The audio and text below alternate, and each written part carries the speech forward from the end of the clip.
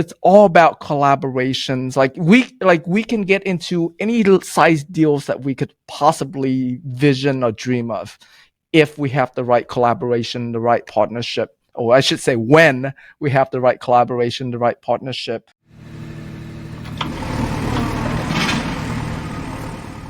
What's up, everybody? Mason McDonald here along with Dan Haberkost, and we have a fantastic show today where we get to talk to an investor and a friend of ours that has done land flips, land development, new construction, single-family home flips, and has a huge syndication business, and as well as teaching other people how to raise money. But before we get into that, Dan, how are you doing today?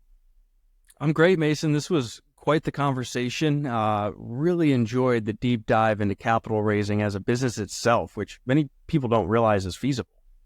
Yeah, it truly is. And it's a recognition of in every process within real estate, there's a pipeline. And depending on which stage that you're involved in, when you enter, when you exit, and where you connect the dots, there's a lot of opportunity to make money. And that's what we learned today from Tim Mai, who is currently in the apartment syndication space. But Tim actually came to America when he was 12 years old, didn't speak any English, had to live in a Malaysian refugee camp, has an incredible and powerful story of how he came up from living in Section 8 housing to investing in Section 8 housing.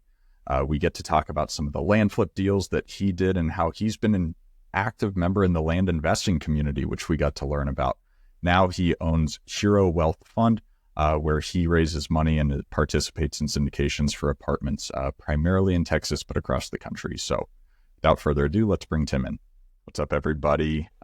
Tim, my friend, it's great to have you here. How are you doing today? I'm doing well. Thank you, Mason, for having me on. And Dan, thank you as well for having me on.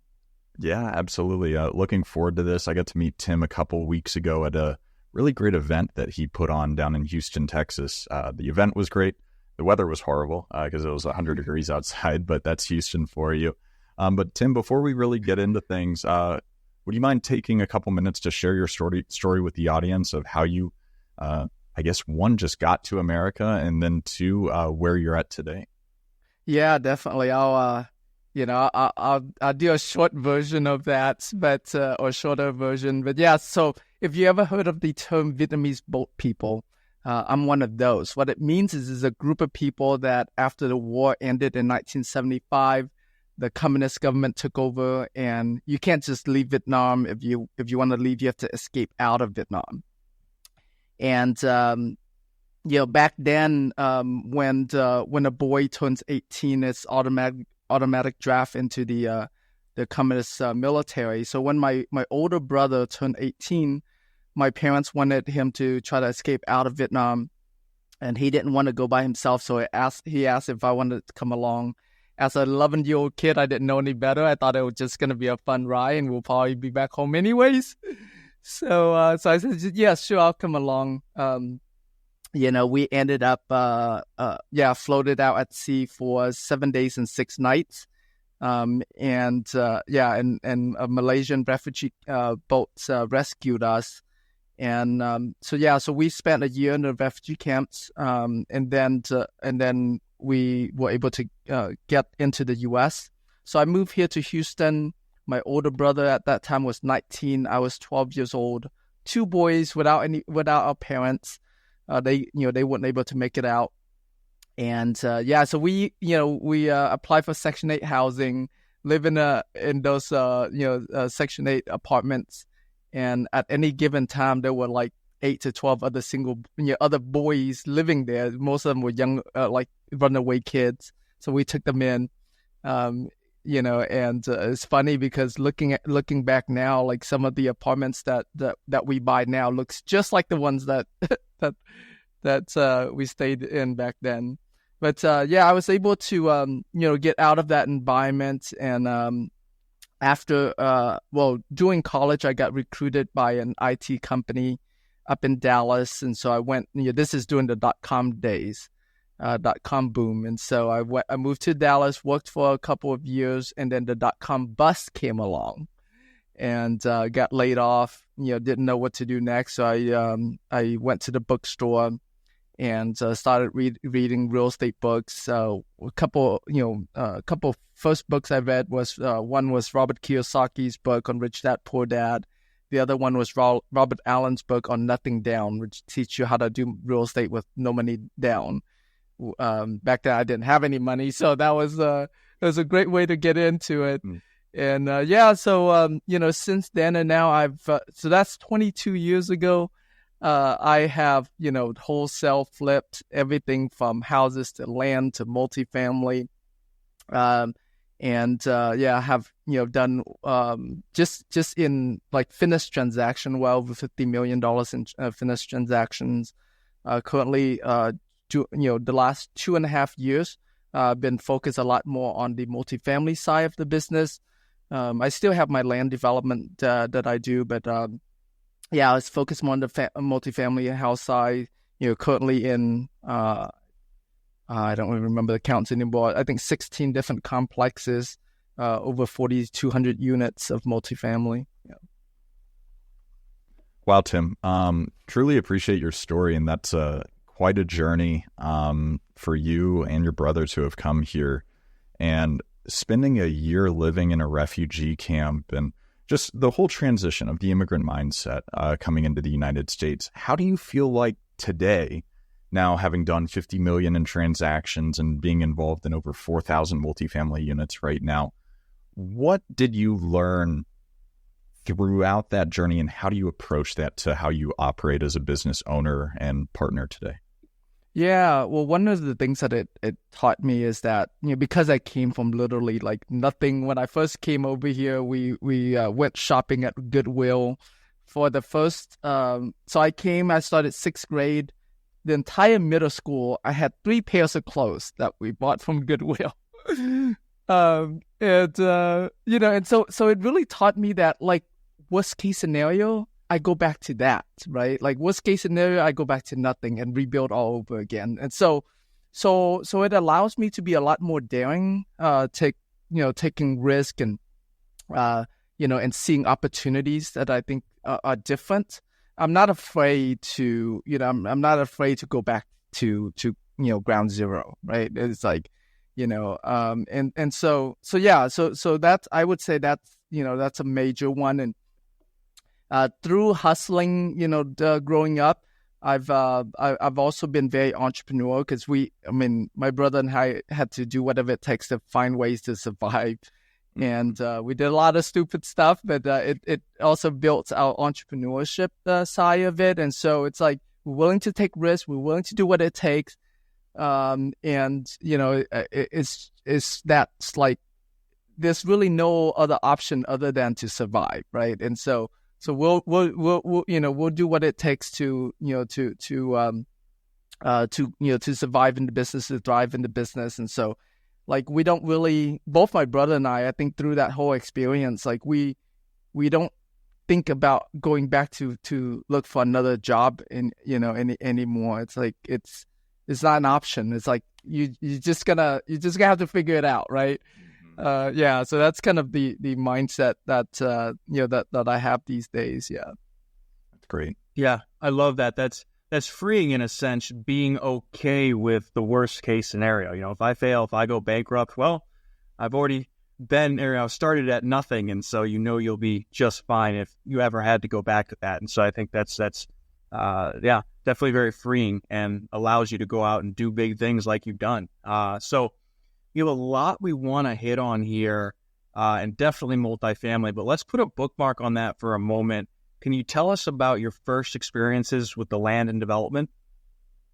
Yeah, well, first land deal actually came accidental. So a couple years before COVID started, I decided that I was gonna do major value adds where you take a single family home and you convert into a duplex, and then in that decision, I ended up finding a couple of deals where it was one had a house and 3 lots next to it, and then another house had 2 lots next to it. And those renovations were, I mean, relatively speaking, for the Houston markets, they were big. They're like $120,000 renovation at that time, is like pretty massive. And then COVID happened, and I was dealing with so much challenges with permitting and working through with the city. So I was like, okay, I need to. I do need to finish up my rehabs that I have, but let me try to sell off some of these lots, and get some cash flow that way.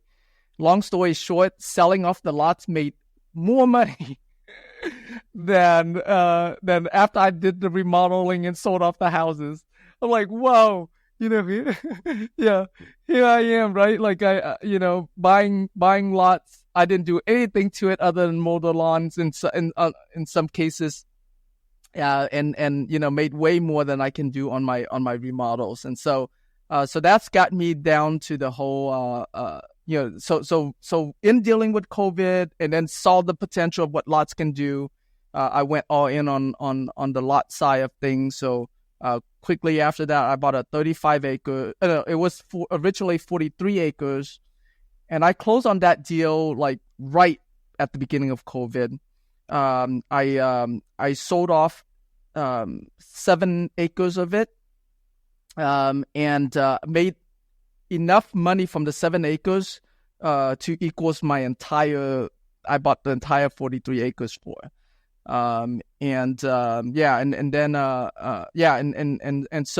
So like, it's just like one thing led to another. It's like, wow, like there's just so much more potential here on the land side, the deals that I was doing. And so we did, we ended up being one of the biggest lot flippers in Houston during that time.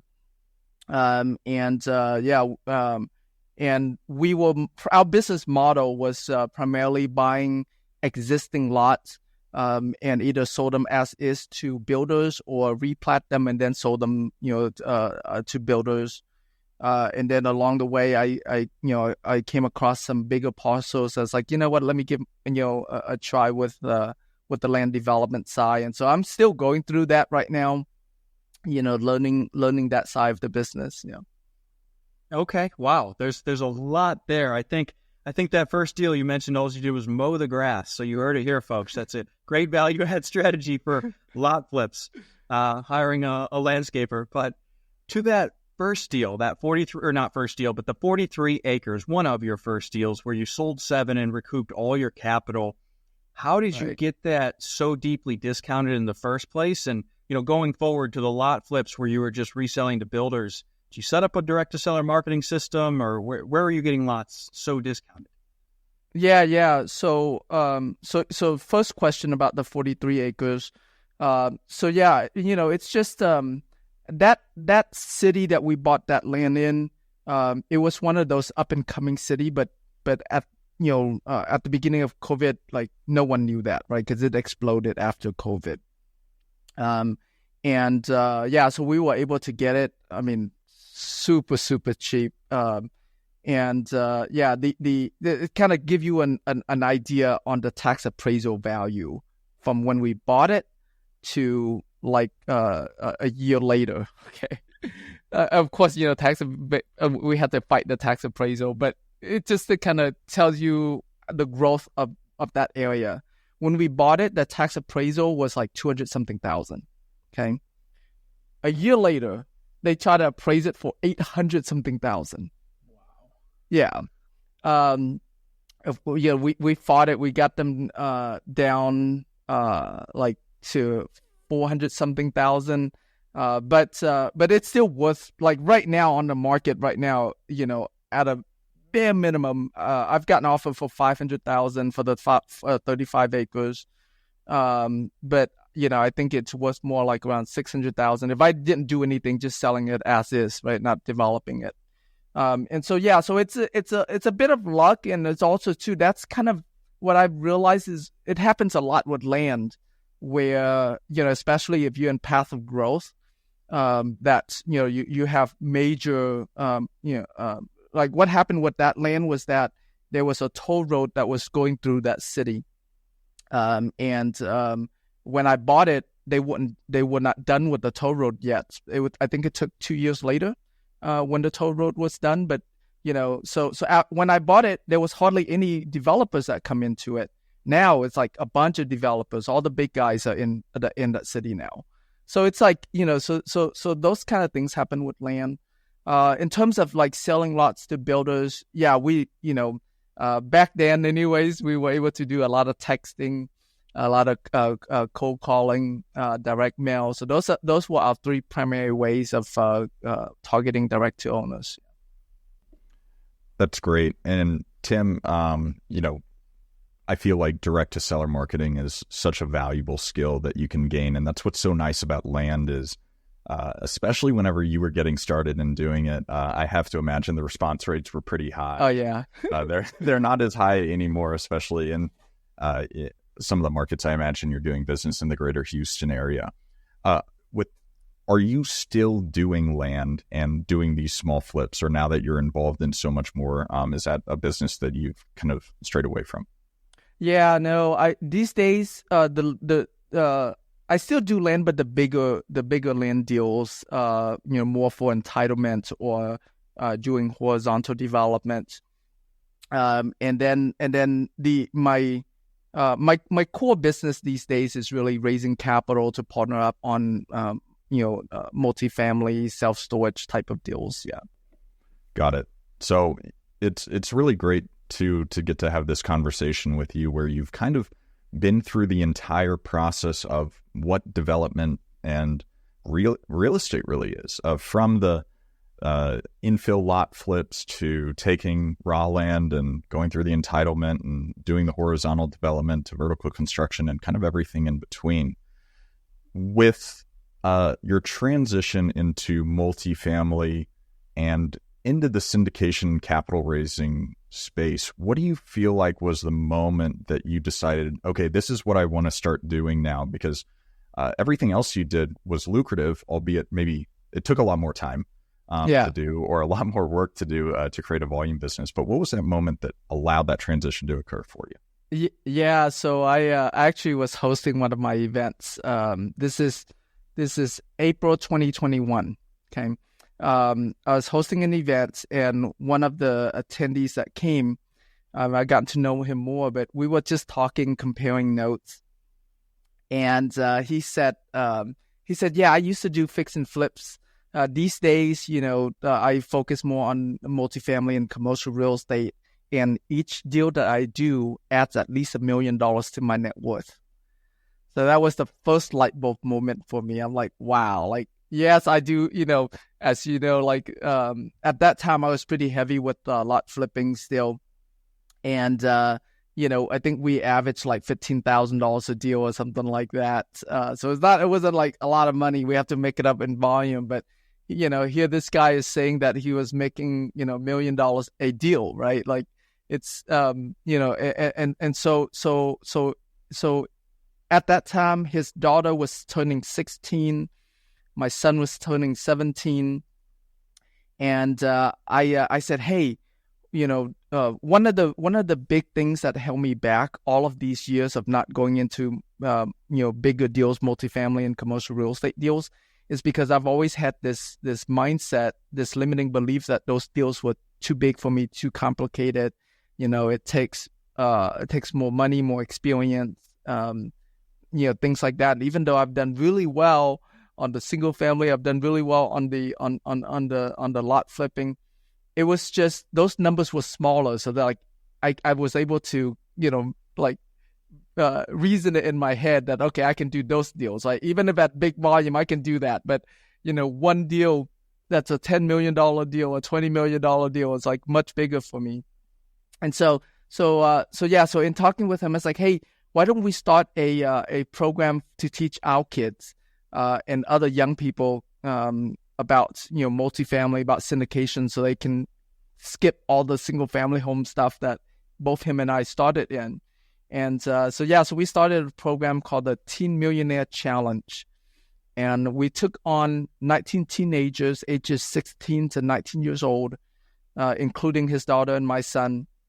And through that program, I get to watch these kids, they underwritten and made offers on over $1 billion worth of real estate during that 1 year. And that was at the heights of the market. So the market was super challenging, but they were talking to brokers and, like making offers on these deals like it's nothing, because they didn't have all the limiting beliefs, all the baggage that I had about it. And so that was the second light bulb moment that came on for me. And it's like, wow, like if these kids can do it, I can do it.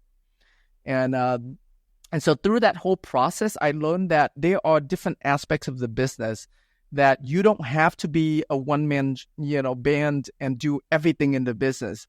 There's the acquisition part, there's the capital raising to take down those deals, there's asset management to oversee the deals, oversee the business plan. There's a property management. So there's different aspects to the business, and I realized that I can just play a role in one of those aspects only, and I can partner with others on to cover for the other aspects. So in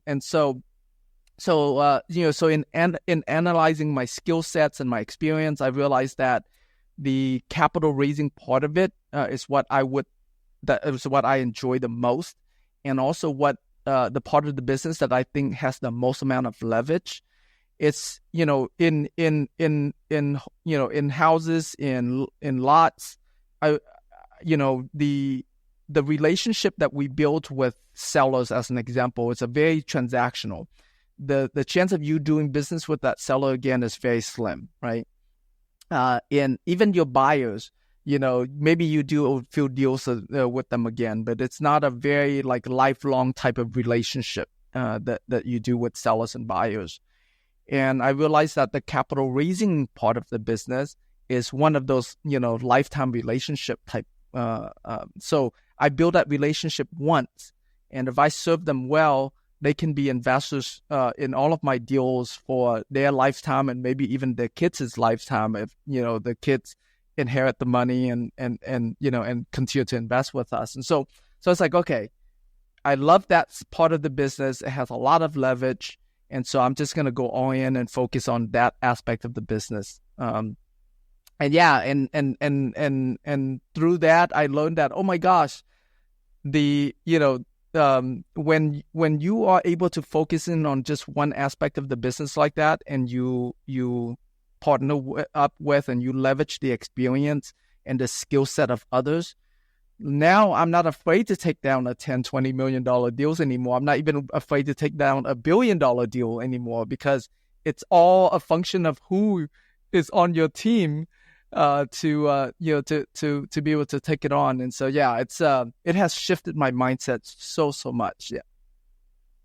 I love how you used or worked with teenagers and used or watched what they were doing as a way to get past your own fears and limiting beliefs. That's pretty cool. I've got to ask, did any of the teenagers get offers accepted?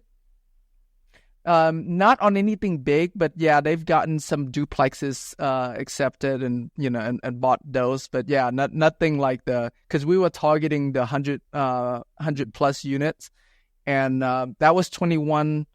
And if you know anything about the multifamily business, 21 was like the peak of the market.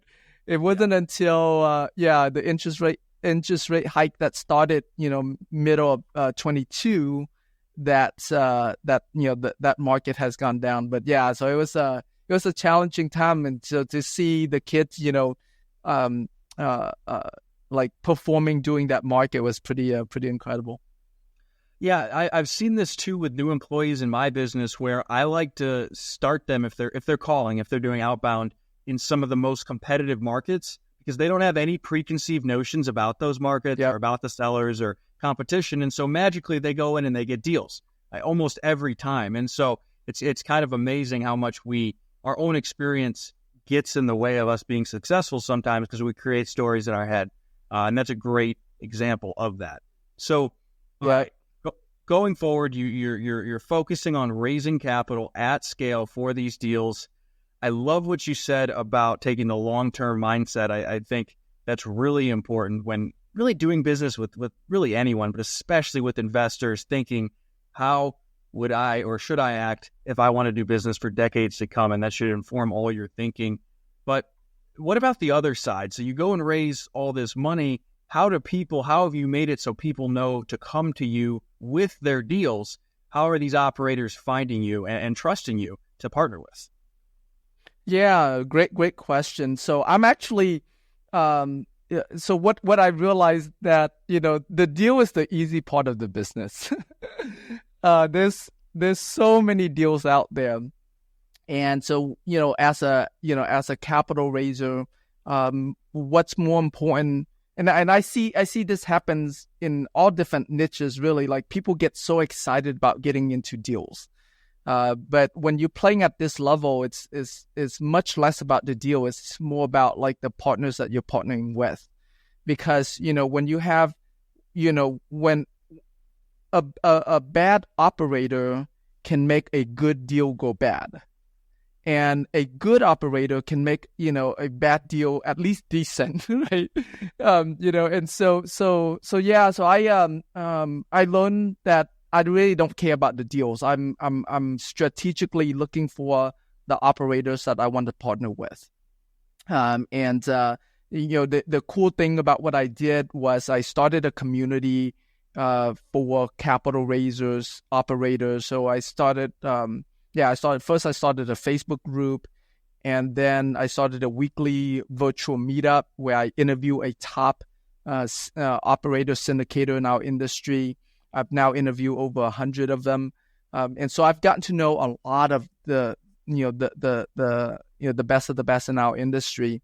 And the funny thing too is that, because whenever I'm interviewing someone, I'm promoting the interview and things like that. And if they have passive investors that the passive investors didn't have a good experience with that person I'm interviewing, that passive investor would actually reach out to me on Facebook and share with me about their experience. And so so on one hand, I do get to build relationship with a lot of the operators in our industry, through my interview and through just looking at their deals. But I also get some of that feedback from their passive investors as well. And so we have a very a specific buy box of who we're willing to partner with and raise money for. Because as a capital raiser, like your reputation and the deals that you put them in is everything. Like, it's and because you're not the person in control of the deal. So your only level of control is at the operator level. And so that's why, so that with my business model, like, vetting that operator is the most important part of the business. And so I don't, usually it's me who is targeting the operators I'm looking for. It's rare that an operator comes to me and I end up raising for them. It's very, it's usually that's not the case. I'm the one that's actively reaching out to who I want to work with. Sure. Yeah, it's funny. I gotta emphasize the first point you made about, as you get further and further in the business, it's less about finding the deal and more about finding the money. Because Mason and I are there. There are deals all over the country. There's plenty of places to go and make money with land, new construction. It's very obvious once you have experience in it, just getting the capital and structuring it properly, and then finding the operator, much like you just said. Right. So to that end, can you speak a little bit more about how you go about screening people and that you've never worked with before? Yeah, so one of the things I look for is, how long they've been in business, how many deals that they have done, what's their track record on those deals, has any of those deals gotten in trouble?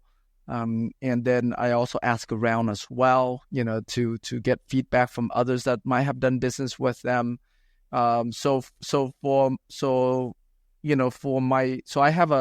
have a partner, and actually happen to have a book, but one of our fund is called the Hero Well Fund, and so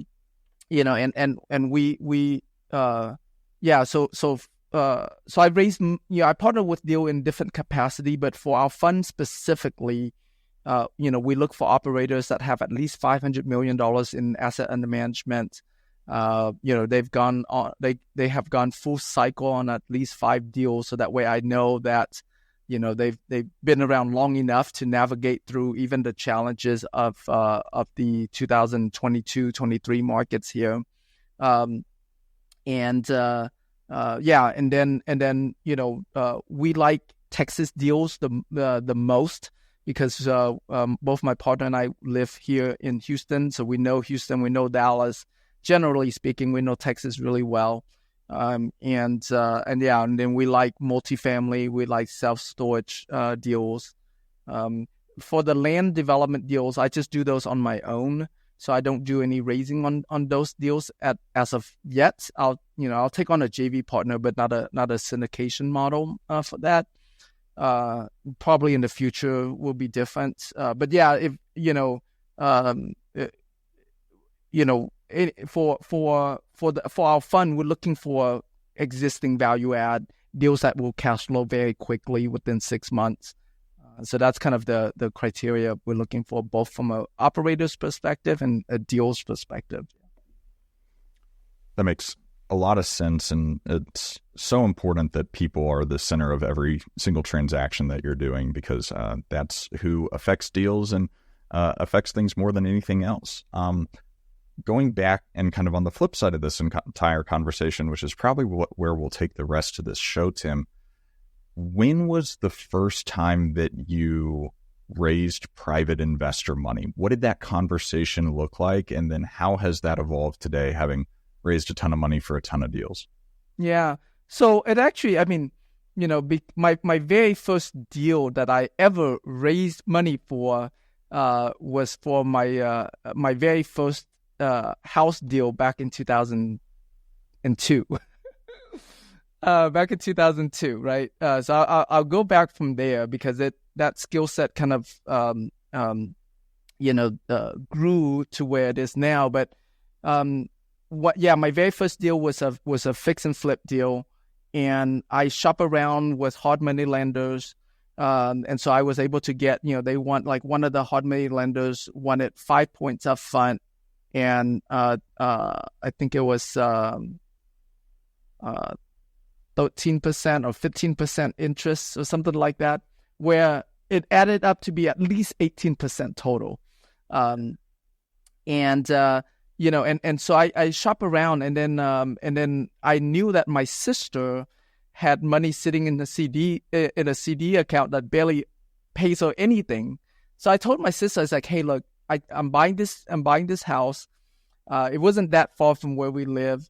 And I know, the bank's paying you like 1%. I can pay you 3 times that. And it's safe. I'm buying it really cheap, and I'll be doing the work and all of that. So she became my very first private lender, passive investor. And so I was able to, pay her 3% instead of the 1% that she was getting from the bank. There we go. And so I've always used that to my advantage. It's like, look, worst case scenario, I can always fund these deals with a hard money lender. So why don't I just find other individuals who I can get the money for less than what I can get? So if for whatever reason I can't raise the money, I just go to the hard money lender, right? So that was kind of my mindset of building of like who I need to target after. And then I grew my business, my single family home, fairly quickly.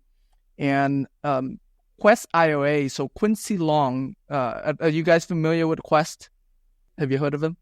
I heard of them at your conference. So. Oh, okay. So Quest have gotten pretty big. I think they have. I know it's in the billions of dollars, like tens of billions of dollars in IRA, custodian money. And when Quincy Long was the founder of Quest, back when I did my first deal, he was the attorney title company that I closed that first deal with. So him and I built a relationship. And so when he started Quest, I had a big office back then, and he asked me if I can use his office. He can use my office to do his monthly meetings. I was like, sure, of course you can. Well, because what happened to even his parents were one of my private lenders. I build relationship with everybody I do business with, right? And so in hosting those monthly Quest meetings, every month I had access to over $10 million in the room. And so that whole process taught me the power of hosting meetings. Because whether it's your facility, of course, because this is my facility, he's always introducing me. They see my business all the time. I get to go on stage to, introduce myself. So I knew that hosting events is a really big way of building your reputation, your brand, your authority. So I started hosting lots of events since then. And I also realized that when you are the guy in front of the room, all of us, we have been brainwashed for at least 12 years of our lives to see the person in front of the room as an authority. Our teachers, our pastors, anytime someone in front of the room, they're the authority. And so I've learned to leverage that. So I'm really big on education, whether it's having a Facebook group and educating through the Facebook group or through our meetups or our podcast, our books, like I mentioned. So I leverage that kind of positioning, authority marketing to gain relationship with potential investors and having conversations with them.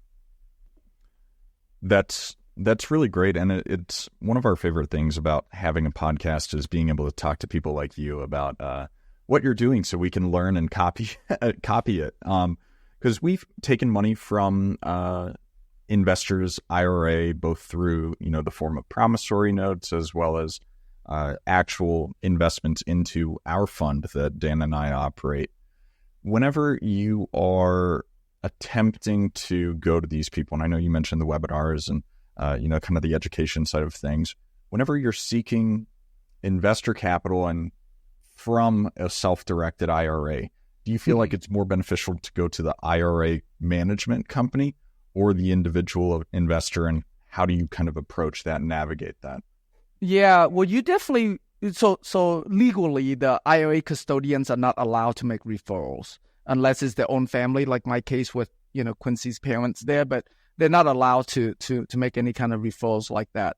You do want to leverage them for sure, because you want to be in front of their room, since there's, it's a capture audience. And so Quincy did a really good Quest, and a lot of, I found that a lot of IRA custodians, they have some sort of educational platform, whether it's in person or on Zoom or a podcast. And so being able to leverage that to provide the education to them, and because I host events, because I have my Facebook group, my meetups, it's super easy for me to tap into any IRA custodians, because all I have to do is promise that I'll promote them to my audience. So it's like, hey, I'll interview you, you interview me, doing an interview swap. Makes it very easy for me to get into the doors of any custodians that I want to. And then I'll share. So you do want to leverage the custodians to be able to to have that transfer of authority from them over to you. But ultimately, you do have to go after the individual IRA account holders themselves and build that relationship. Because like I mentioned, the custodians can't refer you. So I, when I was doing at one point, at the height of my fix and flip business, I was remodeling 8 to 10 houses a month. For me, that's a lot. That's way more than I ever want to do. for a fix and flip business. And in 2008, when the market crashed, I had 30 properties in different stages of constructions, and I lost a lot of money through that. But I brought that up to say, all of my flips were done using private money. And so I, kind of like how we pull lists for sellers, I also pull lists for private lenders. So, because, anytime a private lender loans money to a flipper, all of that is recorded publicly. And so, wherever you are, whatever city that you're in, find a custodian that is, that's a dominant player in your, or maybe it could be 2-3 of them that are dominant in your area. And if you search by that custodian's name on public record for a deed, I'm in Texas, so we call it deed of trust. In your state, it might be called mortgage. And so I search for that to find out who are the private lenders that are lending. I'll skip trace them and reach out to them directly as well. Interesting. Okay, I like that. Yeah, because that was going to be my next question. Something that Mason and I have both struggled with when raising money is too many of the people we know and interact with are also investors, and so they want to be active and then go take a big piece of the pie, whereas really our avatar is like these people you're describing, whether it be your sister or the doctor who's working themselves, 60, 70 hours a week and just wants to invest for a high single-digit return. So that's a good nugget there, and we'll have to implement that ourselves. But I want to talk a little more in practice. You go and raise money. You have these operators that you're targeting. Are there norms in the industry where when you approach these people, they know, hey, if Tim's bringing me money, he's going to take X fee or X percent of the deal? Or how does this actually work out in practice? If tomorrow Mason and I have a big deal, you want to fund it and you're bringing the cash, who gets paid what, and what does that look like on paper? Yeah. So a couple of things when it comes to raising money. You do have to follow SEC's guidelines. There's different ways that you can raise money. You can, but generally, let me kind of give it a disclaimer. So SEC requires that you have an active role, like an active partnership in any deals that you do. You can't just make money raising money, okay? SEC doesn't allow that. Unless you are a broker-dealer where you're licensed to do it that way, then yes, you can do it. But most of us who are not licensed, we do have to have an active role in the deal. And, whether that active role is, doing the due diligence or doing the asset management or whatever, but it has to have a significant active role. So that applies to when you're raising money either as a JV partner or as they call it a co-general partner. There's another type of way that you can raise money. They call it fund of funds. Sometimes also referred to as seeder funds. Which is where you raise money for your fund, and then your fund invests as a passive investor into that deal. And so I'm giving you sort of like the general guidelines of how it works whenever you're deploying money. And then in terms of what you can split, it's a little bit all over the place, but you can expect for every and it's not exact, okay, because it's just going to give you an idea. But for every dollar that you raise, you can make somewhere between 10 to 20% of that in cash and equity. So if you're raising $1 million, that's between $100,000 to $200,000 in cash and equity that you can make on that deal. So that's like very high level. But yeah, I mean, if you're in as a JV, it's whatever you can negotiate for, pretty much. But if you're in as a JV partner, the deal structure works a little bit differently. And then if you're in a fund of funds, those tend to be a lot more structured. So you can go as like, as customize, negotiate all different ways from a JV model to a more structured like fund of funds model. But when you add it all up, by the time everything is said and done, that 10 to 20% is a very common. Sometimes you can make more than that, or sometimes less than that if the deal doesn't perform. Interesting. Okay. So certainly a lucrative model. How do you differentiate yourself with these really competent operators that you want to bring the money to? You got to think if they have a track record, they're closing good deals and providing consistent returns, that they probably have a lot of people trying to partner with them, bringing them the money. Now it's supply and demand, right? How do you differentiate yourself so that those operators want to work with you over other capital providers? Yeah, no, that's actually a very interesting insight that I got in the business. I used to think like that. I used to think that, hey, if they're big, they have all the money that they need. Well, that only applies in the smaller deals. Like in single family home deals, most of us, like, we can find all the money that we ever need to do single family homes. But when you're dealing with, tens of millions, hundreds of millions, billions of dollars, the bigger they are, the more money they need. So it works against them as they grow bigger. So because of that, and if they want to grow, faster, bigger, they always have the need for more money. So you as a capital raiser, a lot of times you are the guy, you're the guy in charge. You really you're the one that's calling the shot, not the other way around. It's very similar to you being the private lender or the hard money lender. At the end of the day, you're the one that make the ultimate decision, not the operator. Because if they want your money anyways, if they don't want your money, that's fine. There's 100 other operators that want your money. So does that answer your question? Yeah, absolutely. Yep. Oh yeah. And Tim, I think, kind of drawing some comparisons to your own experience, doing lots of single family house flips and deals, doing lots of land deals, and now moving into apartment syndication, capital raising, of sometimes that approach is volume to whales of, rather than go out and raise 100,000 from, 100 investors to get 10 million, go out and raise 10 million from one investor.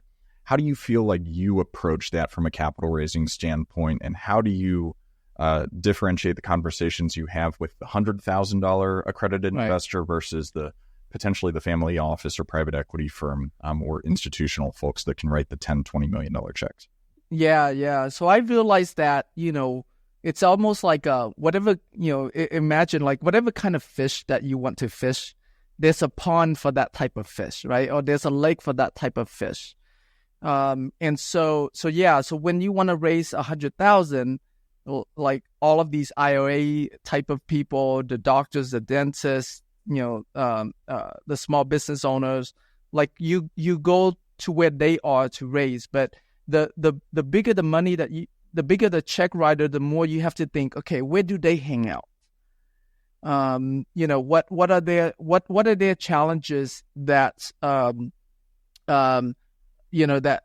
they might have. So for example, one of the marketings that I do, I say, hey, if you're paying at least $100,000 a year or more in taxes, talk to me, right? So that tells me that if they're paying at least $100,000 in taxes, they might be making, $300,000-$400,000.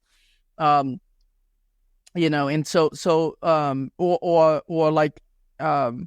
I have businesses that business owners that have exited a company, right? So if you're planning to sell your business for multiple millions, like I want to talk to you because you're going to be hit with a big tax liability, and I know to show you to navigate through that, right? And so it's a function of rethinking. Okay, where do these people hang out? How can I get myself into those rooms? And some of those rooms are very exclusive. It's invitation only, or you have to come from a close referral. Some of them are very costly to get into. so you don't necessarily start out there, right? We all just kind of start out, but even those people have their own sets of challenges because they do know that they have more money.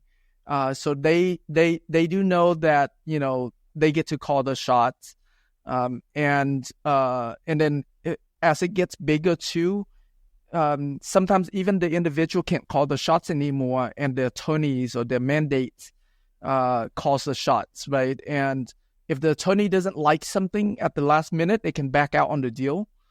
So so every level has its own challenges, and so that's why you don't really see like a syndicator that only target family offices, or a syndicator that only target retail investors. They do a mixture, so that way they're not dependent on any single one. But yeah, one of my mentors, Paul Hutchison and Mason, you gotten to know him. Him and his partner took their fund from $0 to $20 billion when they sold the fund. So he talks about the same thing. Like, as he was growing that fund, he was just putting himself into different environment. A few months ago, I was talking to him, and because every time I talk to him, he's like somewhere in the world. And it's like, where are you right now? He's like, yeah, I'm here in Thailand. I was like, what are you doing there in Thailand? Oh yeah, I'm talking to the government about the government pension, to invest in government pensions. I'm talking to the whiskey billionaire here in Thailand. He makes like $70 million a day, so he needs to deploy a lot of money. I was like, that's a whole different level. But the point being is that it's, whatever level you're going after, there's a room for it. You just got to figure out how to get into that room. Yeah, I think that's where some of the social capital comes in, is learning what those rooms even look like, depending on where your origins are and the level of, how humble those origins are. It's hard to imagine a room that might cost several $100,000 a year in membership to get into that club, or whatever it is. But I think one of the main points of, regardless of which room it is, of the retail investor that has 25, 50K to get to invest into a fund or into a deal in some capacity, or the ultra high net worth billion plus rooms, one of the most important factors is your personal brand, as well as creating legitimacy. So, Tim, whenever you're in one of those rooms, what are some things you can call on? And it can potentially be your team members and your stakeholders in your organizations, of having the right attorneys and accountants to make sure that these people know that their investment is protected. So whenever their attorneys are reviewing it, it feels good. But how have you built your team? And with that, how have you created a brand that your team aligns with to just increase your own legitimacy? Yeah, and everyone does it a little bit differently, but like one of my partners that I recruited to come on, she's a CPA, and so having that title in itself carries a lot of weight, and then ever since she came on, we have created a lot of educational materials that are around, that her credibility would be like a really great fit for, around taxes, around, things like that. And so having that kind, and then also too, like even my title, like if you look at this book, my title is fund manager, right? Like I don't just call myself a capital raiser or a syndicator. It's just a fund manager sounds more legit, or an investor, right? So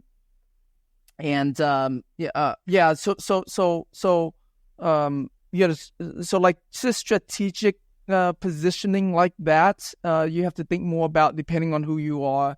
I would love to have if I'm going to target after doctors, for example, I would recruit a doctor on my team, right? So it's because, doctors like to trust other doctors. So think through like how, if you don't have the credentials, and when it comes to like the ultra high net worth, it's all about credentials. It's like, where did you go to school? who are like, it's as much as, come and gosh, there's so many times when I feel like, oh man, I totally don't qualify to be in this room, coming from where I came from, right? So but when you have Ivy League, when you go into an Ivy League school, you're leveraging those kind of stuff. If you don't have one, recruit one on your team, or like having those credentials in that environment is just very important. And then having the net worth as well, or having someone with the net worth.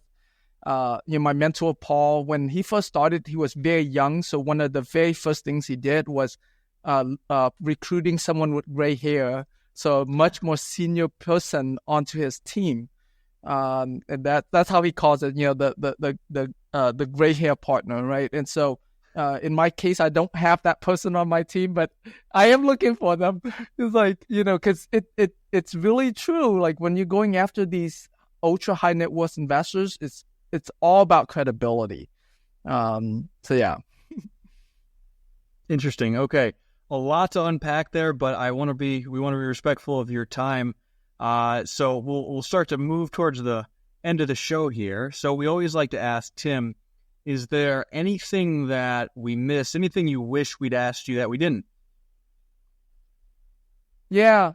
I don't know if I necessarily missed it, but I just want to clarify the summary of my whole entire 22 years of real estate investing, and all the things that held me back that I wish I have known, is that it's all about collaborations. Like we can get into any size deals that we could possibly vision or dream of if we have the right collaboration, the right partnership, or I should say when we have the right collaboration, the right partnership.